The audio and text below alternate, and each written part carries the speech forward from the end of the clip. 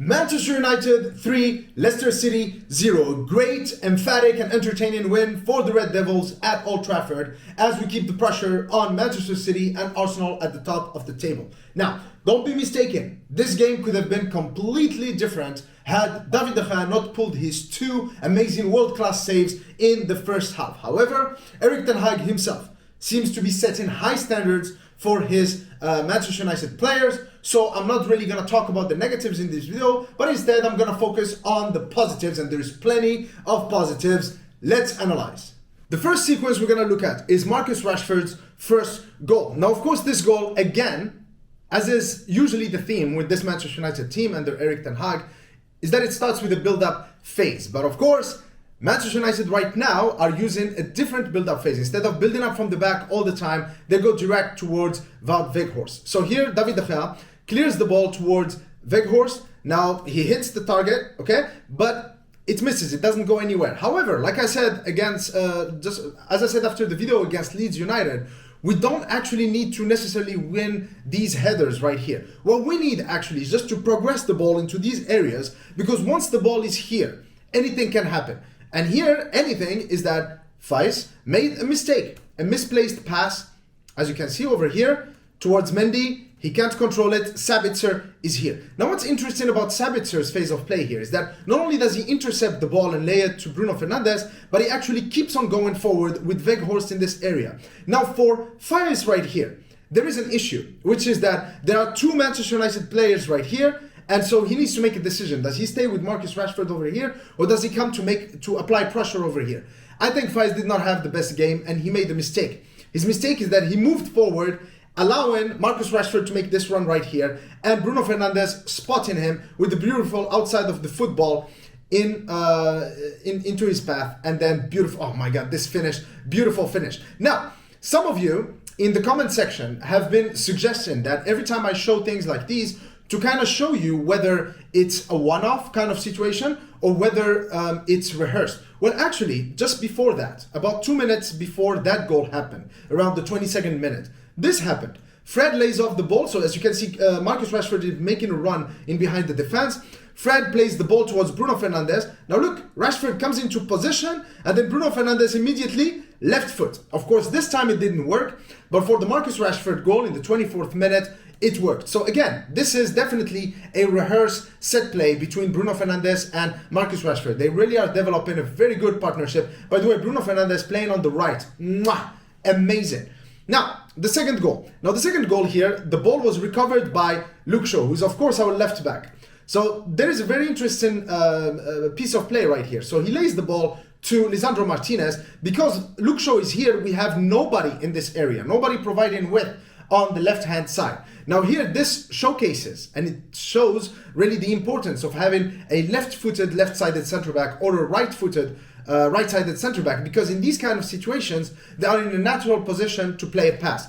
Now here, Lisandro Martinez is looking for options. There is no option unless he goes long. But this man right here, I've been praising Fred, and again, I'm going to praise him because he made this goal. Look at the run that Fred makes. Okay, so he's patient, and then sprint into space. There you go. Sprint in. Lisandro Martinez finds him, controls the ball, and immediately the next touch, beautiful pass into space for Marcus Rashford. A lot of people, including myself, thought it might be an offside, but VAR judged that it was not offside, and rightly so. Beautiful, beautiful goal. Now, the third goal is also a very, very good play. So Leicester City were actually trying to build up from the back. Lisandro Martinez, he's very tight on Iheanacho, wins the ball cleanly. Now Sabitzer lays it off for Marcus Rashford. Now, this man right here, Wout Weghorst, in my opinion, the man of the match. Of course, when you consider the fact that Rashford scored 2 goals, it's hard to argue against him not being man of the match. David De Gea also with his saves. But Weghorst, and I'm going to talk a lot more about Weghorst later. What he does here is amazing. He made this goal happen again with his moves. Look, with his move in this area right here, he's taking Faiz with him, okay? Tielemans is also occupied, so is Sutar, right?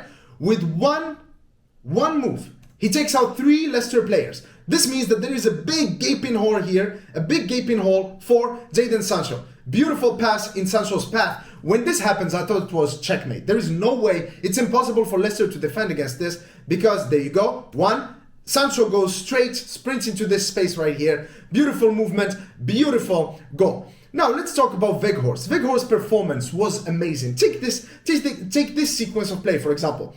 He wins the ball in the middle of the park right here. Very tenacious, hardworking, and look, great team player, great pass in Sancho's path, right? He creates space and he's able to exploit that space, right?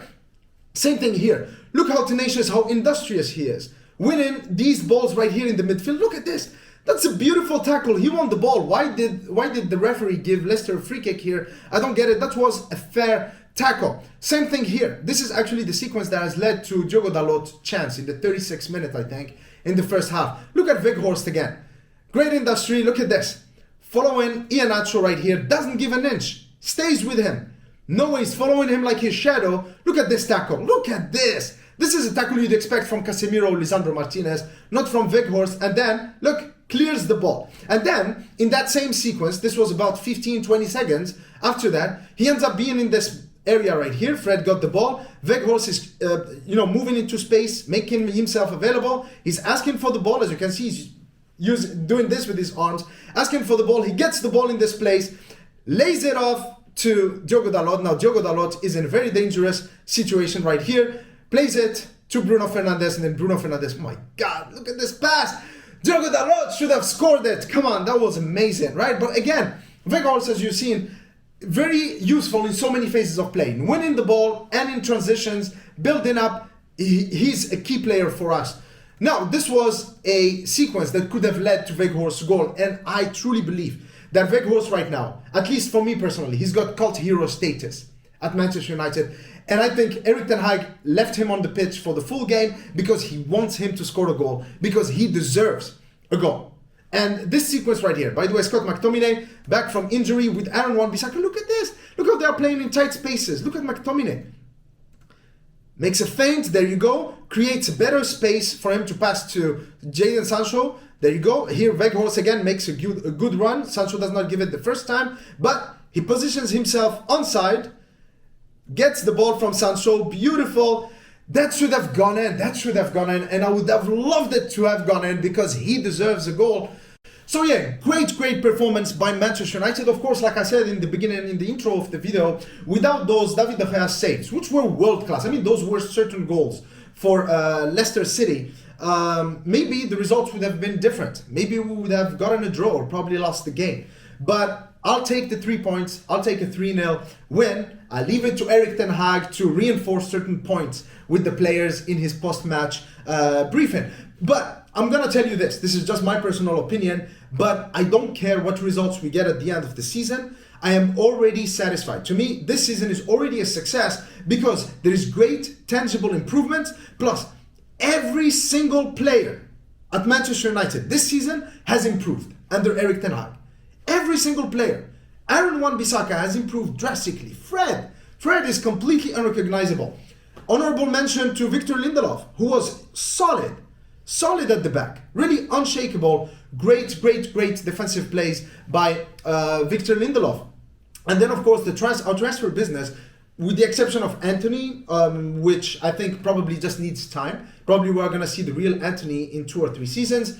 But besides that, every single transfer that has been conducted, every single purchase, every single sign-in by Erik ten Hag has been a success this season. So I love seeing this. I mean, the joy of watching Manchester United is back again for us Manchester United fans. And to me, that is the most important thing.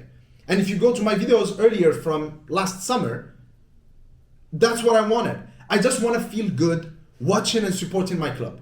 I know that it's going to take a few seasons before we start winning, before we start, reaching the semifinals and finals of the Champions League and, competing until the last 2 or 3 match days in the league. I know that it's going to take 2 or 3 years, maybe 4 or 5 years. You have to be realistic with that. But what I want is just to feel good supporting my team. And this season, I definitely do. I am enjoying this. I am enjoying being a Manchester United fan again. And I think that's the most important thing.